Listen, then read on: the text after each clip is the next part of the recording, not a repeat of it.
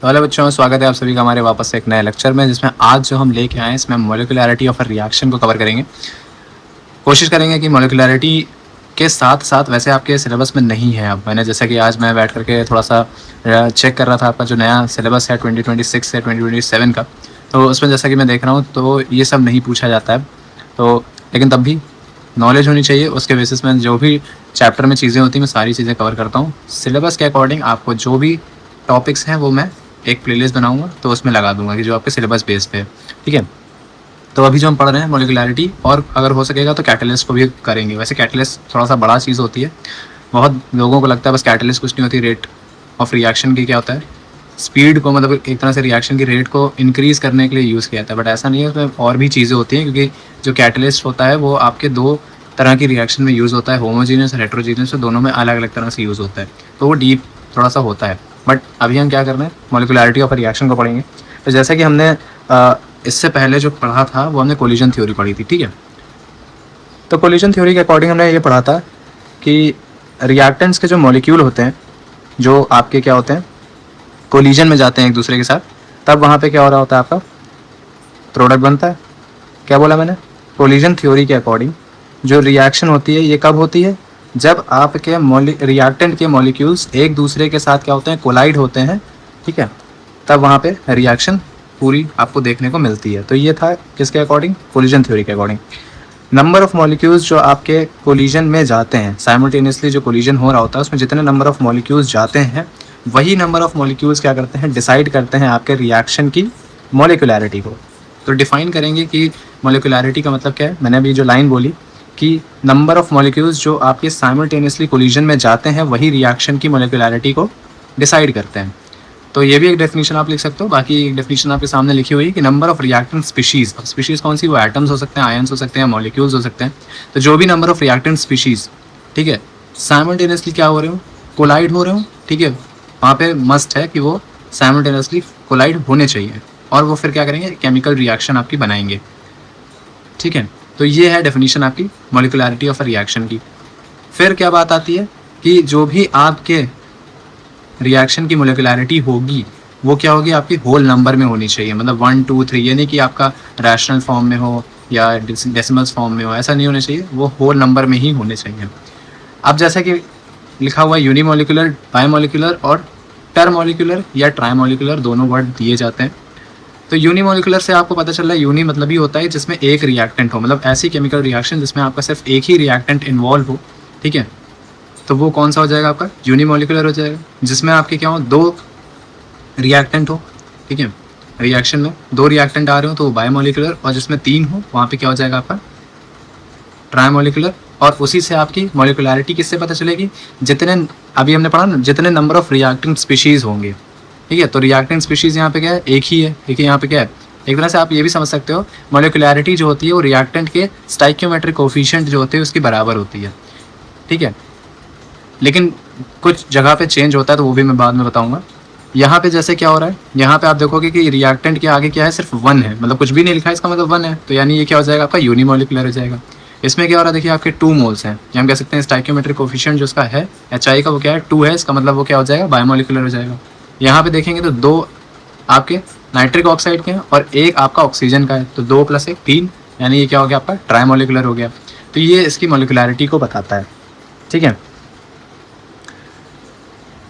और क्या लिखा हुआ है, जैसे कि मोलिकुलैरिटी जो होती है जिसकी ग्रेटर देन 3 होती है वो बहुत ही एक्सट्रीमली रेयर देखने को मिलेगा। मतलब आपको मोलिकुलैरिटी जो होगी, मतलब आपने मोस्टली जितनी भी केमिकल रिएक्शंस देखी हैं, फिर वो क्योंकि आपकी कॉम्प्लेक्स रिएक्शन हो जाती हैं, जिसमें मान लीजिए बड़ी बड़ी रिएक्शन जो होती है, जैसे मैं ले लेता हूँ फेरिक क्लोराइड लिया मैंने, उसकी पोटेशियम आयोडाइड के साथ कराई, तो वहाँ पे क्या होती है, वो थोड़ी सी बड़ी रिएक्शन होती है, तो उसमें नंबर ऑफ मॉलिक्यूल्स जो होते हैं वो ज़्यादा यूज़ होते हैं। ठीक है, तो इसीलिए कह रहे हैं कि मोलिकुलैरिटी की वैल्यू अगर ग्रेटर देन 3 आ रही है तो वो बहुत ही रेयर केस में देखने को आपको मिलेंगी। ठीक है, अब कह रहे हैं चांसेस जो होते हैं 4+ मॉलिक्यूल्स के, वो परफेक्टली कोलाइड करें सेम टाइम पे, है ना, वो वर्चुअली आपको देखने को क्या मिलेगा, 0 मिलेगा। मतलब कि बहुत सारे मॉलिक्यूल्स होंगे और आपको लगे कि बहुत सारे के सारे मॉलिक्यूल्स क्या हो, एग्जैक्टली परफेक्टली क्या हो रहे हो, कोलाइड कर रहे हो सेम टाइम पे, तो बहुत ही रेयर होता है। इसीलिए आप बोल रहे हैं कि मोलिकुलैरिटी जिसकी 3 से ज़्यादा आएगी वो थोड़ा सा रेयर केस बन जाता है। अभी वो भी बताऊंगा, क्योंकि वो आपका किस में आ जाता है, कॉम्प्लेक्स वाले जो आपके रिएक्शंस होती हैं, कॉम्प्लेक्स रिएक्शंस, उसमें आपको देखने को मिलता है जहाँ पे मोलिकुलरिटी जो होती है वो थोड़ी बहुत क्या हो जाती है, 3 से ज़्यादा हो जाती है। तो वो चीज़ हम बाद में देख लेंगे उसकी कोई, क्योंकि वो पूछा नहीं जाता है ना। वैसे भी ये भी आपके अभी सिलेबस में नहीं है, बट समझने के लिए है ना, कि मोलिकुलरिटी आपको बस समझना है तो उसके लिए है। जैसे बहुत लोग पूछ लेते हैं ना, रिएक्शन बताओ इसकी मोलिकुलरिटी क्या होती है। अगर आप जेईई मेंस और नीट के लेवल की तैयारी कर रहे हैं तो उसके लिए है ये। आपके यूपी बोर्ड या आईसीएसई या सीबीएसई बोर्ड की अगर आप तैयारी कर रहे हो सिर्फ इंटर पास करने के लिए तो नहीं, उसमें सिलेबस में नहीं है। जेईई और नीट की तैयारी कर रहे हैं देन उसकी बात अलग है, वहाँ पे पूछा जाता है मोलिकुलरिटी से रिलेटेड क्वेश्चंस। ठीक है, अब बात आती है नेक्स्ट, यहाँ पे अब बात क्या आ रही है, मोलिकुलरिटी और ऑर्डर ऑफ रिएक्शन में थोड़ा सा यहाँ पे डिफरेंस देखने को आपको मिल रहा है कि मोलिकुलरिटी जो होती है वो क्या बताती है, नंबर ऑफ रिएक्टिंग स्पीशीज जो आपके साइमल्टेनियसली क्या हो रहे हो, कोलाइड कर रहे हो और केमिकल चेंज देखने को मिल रहा हो, तो ये आपकी मोलिकुलरिटी ऑफ रिएक्शन को बताती है। ऑर्डर ऑफ रिएक्शन जो कि आपने शुरू में पढ़ा था, ऑर्डर ऑफ रिएक्शन कुछ नहीं होता है, आपकी जो रेट लॉ एक्सप्रेशन आप लिखते हो तो उसमें जो आपके रिएक्टेंट होते हैं उनकी कंसंट्रेशन पे क्या करते हो, उनके स्टाइक्यूमेट्रिक को आप पावर में डाल देते हो। आपको याद होगा कि जैसे हम लिखते हैं कि कंसंट्रेशन ए और कंसंट्रेशन बी, उन रिएक्टेंट में, मतलब जब रिएक्टेंट लिखा था तो रिएक्टेंट में उनके बगल में जो भी नंबर होता है वही बाद में क्या हो जाता है, उनकी पावर में चले जाते हैं। ठीक है, और उनका आप जब सम कर देते हो उनकी पावर का तो वो ऑर्डर ऑफ रिएक्शन को बताता है। अगर उतना नहीं याद आ रहा है तो आप एक बार वापस से, मैं कहूँगा कि एक बार लेक्चर प्रीवियस वाला देख के आइए। ठीक है, फिर क्या होता है, मोलिकुलरिटी जो होती है हमेशा पॉजिटिव इंटीग्रल वैल्यू देंगे, मतलब कि ये आपके नेगेटिव डेसिमल या फिर आपके रैशनल फॉर्म में नहीं होंगे और जीरो भी नहीं हो सकते हैं। देखिए जीरो भी नहीं होंगे और फ्रैक्शनल भी नहीं होंगे। ये आपके जीरो हो सकते हैं, इंटीग्रल हो सकते हैं, फ्रैक्शनल हो सकते हैं और निगेटिव भी हो सकते हैं। ये आपका थियोरेटिकल कॉन्सेप्ट बेस्ड होता है। ठीक है, और ये आपका एक्सपेरिमेंटल फैक्ट पे होता है, सिंपल सी बात है। तो ये हो गया आपका मोलिकुलरिटी और ऑर्डर ऑफ रिएक्शन के बीच का डिफरेंस। अब आते हैं स्यूडो यूनिमोलिकुलर रिएक्शन। बट देखिए स्यूडो से पहले एक चीज़ और होती है ना, वो मैं बताना चाहूँगा। चलिए अब ये आपका दिख रहा है तो मैं पहले यही आपको एक्सप्लेन कर देता हूँ। इसमें क्या होता है, जो स्यूडो यूनिमोलिकुलर रिएक्शन होता है इसमें आपको डेफिनेशन दिख रही है कि फर्स्ट ऑर्डर रिएक्शन कैसी होनी चाहिए। पहली बात तो ऑर्डर ऑफ रिएक्शन कैसी होनी चाहिए, फर्स्ट ऑर्डर की होनी चाहिए। फर्स्ट ऑर्डर की रिएक्शन हो बट उसकी जो मोलिकुलरिटी हो वो क्या हो, 2 के बराबर हो या 2 से ज़्यादा हो, है ना, तो वो क्या होंगे आपके स्यूडो यूनिमोलिकुलर रिएक्शन कहलाएगी। ये आपने अगर आप देखोगे तो पीछे भी मैंने जब पढ़ाया था स्यूडो फर्स्ट ऑर्डर रिएक्शन, उससे थोड़ी बहुत सिमिलर है अगर आप देखोगे। ठीक है, वैसे कहें तो वही है जो पीछे लेक्चर्स में मैंने आपको स्यूडो फर्स्ट ऑर्डर रिएक्शन पढ़ाई थी, वही है। ठीक है, क्योंकि फर्स्ट ऑर्डर हो या यूनिमोलिकुलर हो, बस वहाँ पे क्या था फर्स्ट ऑर्डर थी वो, ये यूनिमोलिकुलर है। इसीलिए मैंने इसकी डेफिनेशन बताने से पहले दोनों में डिफरेंस बताया है कि मॉलिकुलर लग जाए तब क्या हो जाता है और आपका ऑर्डर लगा हो तब क्या होता है। ठीक, तो रिएक्शंस जहाँ पे मोलिकुलरिटी 2 के बराबर या 2 से ज़्यादा हो लेकिन उसका ऑर्डर 1 आता हो तो वो क्या होती हैं, आपकी स्यूडो यूनिमोलिकुलर रिएक्शन कहलाती हैं। ठीक है, और इससे पहले देखिए ये मैकेनिज्म थोड़ा सा अलग चीज़ है, इसको थोड़ा सा इग्नोर करिएगा, है ना। बट एक मिनट में देख लेता हूँ। हाँ देखिए यहाँ पे मोलिकुलरिटी अगर आप देखो तो 2 मोलिकुलरिटी, ये आपका जो है ये 1 मोल है, यहाँ भी आपका वाटर जो है 1 मोल है, दोनों को जोड़ेंगे तो मोलिकुलरिटी 2 आ रही है। ठीक है, लेकिन इनकी ऑर्डर ऑफ रिएक्शन जो आप निकालते हो तो ये ऑर्डर ऑफ रिएक्शन देखिए क्या होती है, पावर की तो बात करते हैं और पावर यहाँ पे क्या है 1 है ना। तो ये आपका स्यूडो यूनिमोलिकुलर रिएक्शन का ही एग्जाम्पल है। अब आप कहोगे यार सर हमने वाटर को क्यों नहीं लिया, वाटर पे भी तो 1 रेज पावर आनी चाहिए और दोनों का सम करके 2 आना चाहिए। तो ऐसा जो होता है एक्सपेरिमेंटली जब किया गया था तब नहीं देखने को मिला था। हमने इसमें एक चीज़ पढ़ाई थी जब स्यूडो फर्स्ट ऑर्डर रिएक्शन पढ़ा रहे थे, तो हमने इसमें एक रीजन बताया था कि इस वाले कॉन्सेप्ट में ये होता है कि जिसकी कंसनट्रेशन ज़्यादा होती है ना, उसको लेते हैं, उस जो जिसकी कम होती है उसको नहीं लेते। तो ये चीज़ हमने उसमें पढ़ाई है, आप एक बार वो वाला लेक्चर देखेंगे तो आपको क्लियर हो जाएगा। तो जैसे कि मैंने बताया, शायद से मैं थोड़ा सा वो कर गया, आगे पीछे कर गया। तो मैंने बताया था जिसमें आपका क्या होता है, जो स्यूडो फर्स्ट ऑर्डर रिएक्शन होती है उसमें जिसकी कंसंट्रेशन ज़्यादा होती है उसको एक्सपेरिमेंटली उसकी जो ऑर्डर ऑफ रिएक्शन होती है उसको हम कांस्टेंट मान लेते हैं, मतलब उसकी जो वैल्यू होती है उसको कांस्टेंट मान लेते हैं। और जो आपका कम में होता है, जिसकी कंसंट्रेशन कम होती है, उसकी हम लेते हैं। ठीक है, इसीलिए यहाँ पे क्या हो रहा है, आपको सिर्फ इसकी ऑर्डर ऑफ रिएक्शन देखने को मिल रही है, इसकी नहीं मिल रही है। ठीक है, क्योंकि यहाँ पे वाटर जो है वो एक्सेस में है, तो जो एक्सेस में होता है, ठीक है, उसको एक तरह से उसकी वैल्यू जो है वो हम कांस्टेंट मान लेते हैं। और ये पूरा अगर आपको डीप में थोड़ा सा समझना तो मैं रिक्वेस्ट करूँगा पीछे आप लेक्चर को देख लीजिएगा एक बार। ठीक है, नेक्स्ट हम बात करते हैं। एक चीज़ यहाँ पे मैंने अभी देखिए इसमें है कि नहीं है, वो चीज़ अभी है नहीं, बट मैं इसको समझाना चाहूँगा, एडिशनली आपको वो चीज़ समझा दे रहा हूँ, है ना। कि एक आपका होता है अभी जैसे कि मैंने पढ़ाया क्या, जो मैंने मोलिकुलैरिटी पढ़ाया आपको रिएक्शन में, ठीक है। मोलिकुलैरिटी के बाद एक आपको टर्म देखने को मिलेगा जिसको हम कहते हैं एलिमेंट्री रिएक्शन, ठीक है। एलिमेंट्री रिएक्शन होती है और उनकी मोलिकुलैरिटी क्या होती है वो समझनी होती है। तो एलिमेंट्री रिएक्शंस आपने पढ़ी है जो क्लास 10th में आप 9th में पढ़ते आ रहे हो केमिस्ट्री में, जो वन स्टेप रिएक्शंस होती हैं, जो सिर्फ रिएक्शंस एक ही स्टेप में हो जाती हैं, वो आपकी एलिमेंट्री रिएक्शंस होती हैं। अब उनकी अगर हमें क्या करनी हो, मोलिकुलैरिटी निकालनी हो तो क्या होगी, आपको पता है कि यार वन स्टेप में हो रही है, यानी आपका वो यूनिमोलिकुलर भी हो सकता है, आपका बायोमोलिकुलर और ट्राइमोलिकुलर तीनों हो सकते हैं। ऐसा कोई ज़रूरी नहीं कि एक स्टेप में हो रही है तो वहाँ पे आपका क्या हो जाएगा, वो यूनिमोलिकुलर होगा, नहीं। उसमें रिएक्टेंट्स तो देखने पड़ेंगे ना कि कितने मोल्स के आप रिएक्टेंट्स ले रहे हो, ठीक। तो जैसे अगर मैं H2O2 का लेता हूँ, H2O2 जो होती है वन स्टेप होती है कि वहाँ पे आपका क्या होता है, H2O और हाफ O2 जो है वो आपका प्रोडक्ट के फॉर्म में बनता है, या इसका रिवर्सिबल भी आप कर सकते हो, H2O plus half O2 H2O2 बनाता है, ठीक। तो यहाँ पे क्या हो रही है, वन स्टेप है और आपकी यूनिमोलिकुलर है। वहीं हमने कल जब पढ़ी थी कौन सी, HI की, है ना, कि 2HI जब लेते हैं तो वो क्या देता है हमारा, H2 प्लस I2 देता है। तो यहाँ पे क्या होती है, आपकी बायोमोलिकुलर रिएक्शन होती है, क्योंकि आपने देखा कि जो HI है ये, ठीक है, यहाँ पे क्या हो रहा है, 2 मोल्स में ले रहे हैं तो ये बायोमोलिकुलर हो जाता है, ठीक। तो ये वैसे भी आपके जो तीनों मैंने लिखे हैं ये एलिमेंट्री ही रिएक्शंस के एग्जाम्पल हैं, और इसमें यूनिमोलिकुलर भी है, बायोमोलिकुलर और ट्राइमोलिकुलर या टर्मोलिकुलर भी हम कह सकते हैं, तीनों आते हैं।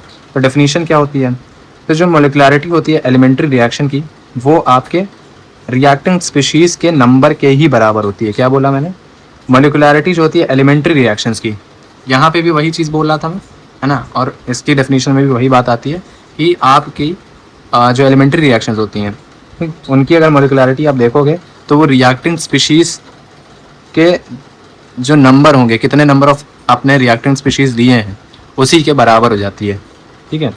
तो यहाँ पे जैसे क्या है, एक ही स्पीशीज़ है रिएक्टेंट स्पीशीज़, तो इसकी ये एलिमेंट्री रिएक्शन भी है, एक ही स्पीशीज़ है, ठीक है, तो इसकी मोलिकुलैरिटी क्या हो जाएगी, उसी के बराबर हो जाएगी, यानी 1 हो जाएगी, ठीक है, जो कि यहाँ पे लिखी हुई है। ये भी आपकी क्या है, वन स्टेप रिएक्शन है, यानी एलिमेंट्री रिएक्शन है। इसमें आपने कितने नंबर ऑफ रिएक्टेंट स्पीशीज़ लिए हैं, 2 लिए हैं, इसका मतलब इसकी क्या हो जाएगी, मोलिकुलैरिटी 2 हो जाएगी। आप थोड़ा सा बात करते हैं कॉम्प्लेक्स रिएक्शन की मोलिकुलैरिटी पे, जो कि यहाँ पे इसमें नहीं दिया हुआ, बट मैं ऐसे समझाऊंगा आपको, ठीक है। तो जो कॉम्प्लेक्स रिएक्शंस की मोलिकुलैरिटी होती है, पहली बात तो कॉम्प्लेक्स रिएक्शन होती है, कॉम्प्लेक्स रिएक्शन वो रिएक्शंस होती हैं जो आपके सिंगल स्टेप में नहीं हो रही हैं, 2 या 2 से ज़्यादा 3, 4 स्टेप में होती हैं, वो आपकी क्या हो जाती है, कॉम्प्लेक्स रिएक्शन हो जाती है, ठीक है। अब जो मोलिकुलैरिटी होती है कॉम्प्लेक्स रिएक्शन की, उनको आप बैलेंस्ड इक्वेशन की जो स्टाइक्योमेट्री होती है उससे डिसाइड नहीं कर सकते हैं। बैलेंस्ड रिएक्शन की स्टाइक्योमेट्री क्या मतलब, वही चीज़, ये आपकी बैलेंस्ड इक्वेशन है, और इसकी स्टाइक्योमेट्री मतलब उसके बगल में जो उसका नंबर लिखा होता है, ठीक है, उसी को बताता है। तो आप कॉम्प्लेक्स रिएक्शन की इस तरह से डिसाइड नहीं कर सकते हैं मोलिकुलैरिटी को, ठीक है, क्योंकि वहाँ पे क्या होता है, रिएक्टेंट में लार्ज नंबर ऑफ मॉलिक्यूल्स आपस में कोलाइड करते हैं, वहाँ पे मॉलिक्यूल्स जो होंगे वो बहुत ज़्यादा अमाउंट में होंगे, रिएक्टेंट स्पीशीज़ के जो मॉलिक्यूल्स होंगे बहुत ज़्यादा होंगे। अभी जैसे मैंने बोला था आपसे, फेरिक क्लोराइड ले रहा था और पोटेशियम आयोडाइड ले रहा था, तो उनकी जो रिएक्शन होती हैं तो उसमें रिएक्टेंट स्पीशीज़ जो होते हैं, हम बेसिकली तो फेरिक क्लोराइड अगर देखेंगे तो वहाँ पे 2 मोल्स के लेते हैं, मतलब 2FeCl3 होता है, और पोटेशियम आयोडाइड लेंगे तो वहाँ पे 6 मोल्स में लेंगे, मतलब कि 6 मॉलिक्यूल्स ले रहे हैं उसके, है ना। तो 6 + 2 देखिए 8 हो रहे हैं, तो ये नहीं कि 8 हो रहे हैं तो हम उसकी मोलिकुलैरिटी 8 ही लिख देंगे, ऐसा नहीं है, ठीक है। अगर वो मान लो, मैं एक कह सकते हैं एक्सेप्शन लेता हूँ, या मैं एज्यूम करता हूँ कि ऐसी कोई रिएक्शन है, ठीक है, जो कि है ज़रूर कॉम्प्लेक्स रिएक्शन, बस वो सिंगल स्टेप में हो रही है, तो मैं मान लेता हूँ कि सिंगल स्टेप में हो रही है रिएक्शन, तो वहाँ पे लार्ज नंबर ऑफ मॉलिक्यूल्स जो होंगे रिएक्टेंट के, वो आपस में साइमल्टेनियसली उनका कोलाइड होना ज़रूरी है, मतलब फिर वो कोलाइड होने चाहिए साइमल्टेनियसली, ठीक। जैसे कि एग्जांपल अगर लें, अगर आप KMnO4 और HCl के बीच में रिएक्शन करा रहे हो और वो सिंगल स्टेप हो रही है, तो रिएक्शन जो होगी वो तभी होगी जब KMnO4 के, मतलब आपके KMnO4 के 2 मॉलिक्यूल्स जो होंगे वो HCl के 16 मॉलिक्यूल्स के साथ क्या होंगे, साइमल्टेनियसली कोलाइड करेंगे, ठीक है, और टोटल 18 मॉलिक्यूल्स जो होंगे साइमल्टेनियसली जब कोलाइड करेंगे, तभी आपकी वहाँ पे वो क्या होगी, कह सकते हैं हम उसका मोलिकुलैरिटी बता सकेंगे कि वो 18 है, जो कि फीजिबल नहीं होता है, ठीक है, जो कि फीजिबल नहीं है। तो जो पॉसिबिलिटी होती है साइमल्टेनियस कोलिजन की, इसके 3 या 3 से ज़्यादा मॉलिक्यूल्स की, वो बहुत ही कम देखने को मिलेगी आपको। क्या बोला मैंने, तभी यहाँ पे देखिए जो लिखा है कि chances of 4+ molecules collide perfectly at the, तो वर्चुअली 0, है ना, वही चीज़ यहाँ पे मैं बोल रहा हूँ कि जो पॉसिबिलिटी होती है साइमल्टेनियस कोलिजन की 3 या 3 से ज़्यादा मॉलिक्यूल्स की, वो क्या होती है, एक तरह से हम कह सकते हैं वो स्मॉल होती है या वर्चुअली ज़ीरो हो जाती है। ठीक है, आई होप ये चीज़ आपको क्लियर हुई होगी।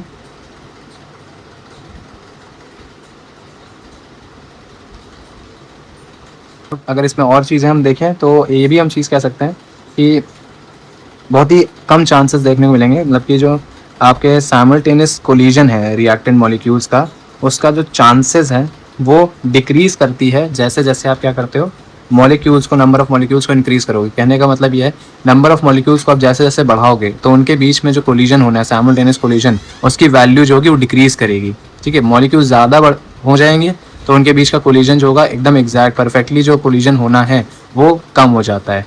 इसीलिए आपको बहुत ही रेयर ऐसी रिएक्शन देखने को मिलेंगी। ठीक है, और कुछ ही आपके पास ट्राई मॉलिकुलर रिएक्शंस हैं जो कि हमें अभी नोन है जिसमें ऐसा हो पाता है। ठीक है, जिसकी हम मॉलिकुलरिटी बता सकते हैं, बहुत ही कम ही है ऐसी। ठीक है, तो अब डेफिनेशन की बात कर लेते हैं कि भाई मॉलिकुलर कॉम्प्लेक्स रिएक्शन की जो मॉलिकुलरिटी है उसको हम कैसे फिर डिटरमाइन करेंगे। भाई ऐसे नहीं कर सकते हैं, वैसे नहीं कर सकते, तो कर कैसे सकते हैं। करने के लिए आपको जो रेट डिटरमाइनिंग स्टेप होता है उससे आप क्या कर सकते हो, कॉम्प्लेक्स रिएक्शन की मॉलिकुलरिटी को बता सकते हो। ये बहुत ही इंपॉर्टेंट पॉइंट है, उसको आप नोट करिए साइड में कि कॉम्प्लेक्स रिएक्शन की मॉलिकुलरिटी को आप कैसे डिफाइन कर सकते हो। उसके लिए आपको जो भी स्टेप हो रहे हैं आपके रिएक्शन के, उसमें जो रेट डिटरमाइनिंग स्टेप होगा वही उसकी मॉलिकुलरिटी को बताएगा। तो इसके लिए हम क्या बोलेंगे कि overall rate of complex reaction जो है वो आपकी रेट डिटरमाइनिंग स्टेप से गवर्न होगी। रेट डिटरमाइनिंग स्टेप से आप उसको फाइंड कर पाओगे। ठीक है, तो कोई एग्जांपल अगर देखें इसमें मुझे दिख जाए, हाँ जैसे यहाँ पे है। अब यहाँ पे क्या हो रहा है, तो एग्जांपल में जैसे आप देख रहे हो कि नाइट्रिक ऑक्साइड जो है हाइड्रोजन के साथ क्या हो रहा है, यहाँ पे मैंने हाइड्रोजन भी फ्लोराइड लिया है, कोई नहीं, हम इसी से देखते हैं। मैं कहता हूँ यहाँ पे आप चेंज करके इसको H2 कर लीजिए। अगर मैं कहता हूँ कि ट्वाइस का एनोन नाइट्रिक ऑक्साइड बोल रहे हैं, ठीक है, ये है ना, इसी को देख लेते हैं। तो जैसे कि आपको यहाँ पे क्या देखने को मिल रहा है कि आप नाइट्रिक ऑक्साइड की रिएक्शन क्या कर रहे हो, हाइड्रोजन के साथ करा रहे हो, मतलब ट्वाइस का NO रिएक्ट कर रहा है ट्वाइस के H2 के साथ, तो वहाँ पे क्या बनता है आपको प्रोडक्ट पता है, N2 प्लस ट्वाइस का H2O बनता है। तो ये 2 स्टेप क्या होती है, रिएक्शन होती है। इसका मैकेनिज्म अगर आप देखोगे तो पहले क्या होता है, जो नाइट्रिक ऑक्साइड होता है वो हाइड्रोजन के साथ रिएक्ट होता है 1 मोल हाइड्रोजन के साथ, यानी कि 2H2 ले रहे हैं तो दोनों के साथ हो जाएगा ना, 1 मोल के हाइड्रोजन के साथ क्या होगा, 2 moles of nitric oxide react करता है, तो आपका नाइट्रोजन और H2O2 ये बनता है, जो कि स्लो होता है। यही होता है आपका रेट डिटरमाइनिंग स्टेप। ठीक है, नेक्स्ट क्या होता है, फिर H2O2 जो मिला था वो फिर से H2 के साथ रिएक्ट होकर के क्या बना देता है, ट्वाइस का H2O बना देता है।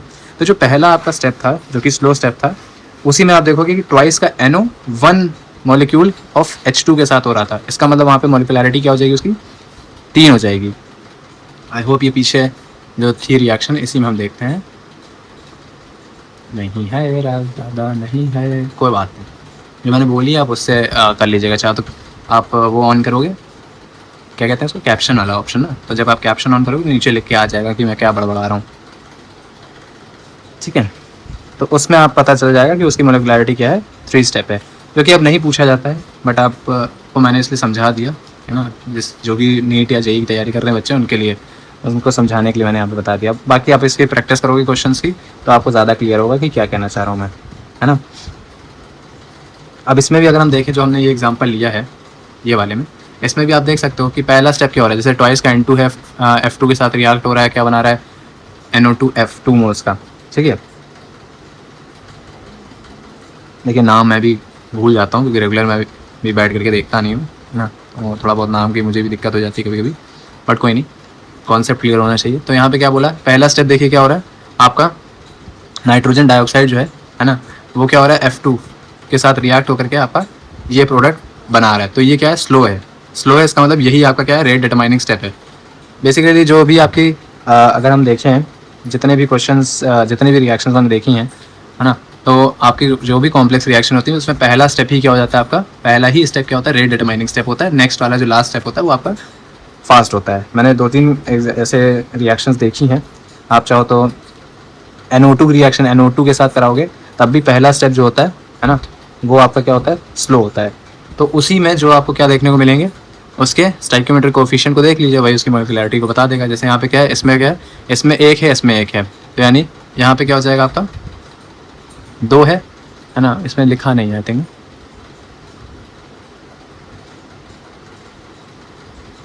कोई नहीं, बट जो भी बता रहा हूँ उसी से हो जाएगा। कि अगर ये आपका क्या है, स्लो हो रहा है, तो इसका मतलब इसमें ही हम क्या देख लेंगे, उसकी जो यहाँ पे कोफिशिएंट्स होंगे, अगर ये एक है ये भी एक है, तो दोनों को जोड़े कितना हो गया, 2, तो इसकी मोलिकुलरिटी क्या हो जाएगी, 2 हो जाएगी। इस तरह से हम देखते हैं। अभी जैसे मैंने कि H2 के साथ बताया था जब, ठीक है। तो ये आपका क्वेश्चन हो जाता है, क्योंकि ये रिएक्शन जो है किसी और चीज़ के लिए है, ये आपके रिएक्शन के मैकेनिज्म को समझाने के लिए होता है, जो कि आपको इतना डीप में जाने की ज़रूरत नहीं है, ठीक है। बस मैंने समझाने के लिए थोड़ा बहुत आपको बताया है। तो यहाँ पे मोलिकुलरिटी का जो कॉन्सेप्ट है वो ख़त्म होता है, ठीक है। अब इसके बाद कैटालिसिस है, तो कैटालिसिस में सोच रहा हूँ नेक्स्ट लेक्चर में बता दूंगा, ठीक है। तो उसमें हम नेक्स्ट लेक्चर में देख लेंगे। फ़ोटो जो बनी है ये भी मैं समझा देता हूँ, ये भी वही चीज़ है ना, कि ये नहीं होना चाहिए सर, ये स्लाइड लगाई आपने बताया नहीं, कोई है नहीं, वही चीज़ है जो मैं इतनी देर से बता रहा हूँ। कि जो जैसे आपकी रेट डिटरमाइनिंग स्टेप होती है, उसमें क्या होता है आपका जो सबसे स्लोएस्ट एलिमेंट्री स्टेप होता है, जो ओवरऑल रेट को गवर्न करता है कॉम्प्लेक्स रिएक्शन की, ठीक है। गवर्न करने से मतलब है जो ओवरऑल रेट को बताएगा उसके कॉम्प्लेक्स रिएक्शन की, ठीक है, वही क्या होता है आपका रेट डिटरमाइनिंग स्टेप होता है, सबसे स्लोएस्ट एलिमेंट्री स्टेप होता है आपके कॉम्प्लेक्स रिएक्शन में। और उसके बाद क्या है, जैसे यहाँ बता रहा है कि जो फैक्टर है, जो मतलब फैक्ट्री है, वो 30 कार बना रही है एक दिन में, मतलब 30 कार ही बना सकती है वो एक दिन में। Car body station is the rate determining step. तो यहाँ पे बता रहा है जो कार बॉडी स्टेशन है वो रेट डिटरमाइनिंग स्टेप है। क्यों? क्योंकि बहुत ही धीरे धीरे प्रोसेस होता है ना, तो जो भी आपको बहुत स्लो प्रोसेस होगा वही क्या होता है आपका रेट डिटरमाइनिंग स्टेप होता है। आई होप मैंने इसका नाम वैसे दिमाग में आ गया मेरे, है ना। यहाँ पे जो आपका ये तो मैंने बताया था नाइट्रोजन डाइऑक्साइड है, ये मैंने बताया था आपका फ्लोरीन है, ठीक है। और ये जो बन रहा है इसका नाम मुझे याद नहीं आ रहा था, ये नाइट्रिल फ्लोराइड है, जो कि आप नोट करना चाहो तो कर सकते हो, ठीक है। अब इसमें बहुत सी चीज़ें पढ़ना चाहो थ्योरी में तो बहुत सी चीज़ें हैं, बट उतना हम नहीं जाएंगे, ठीक है।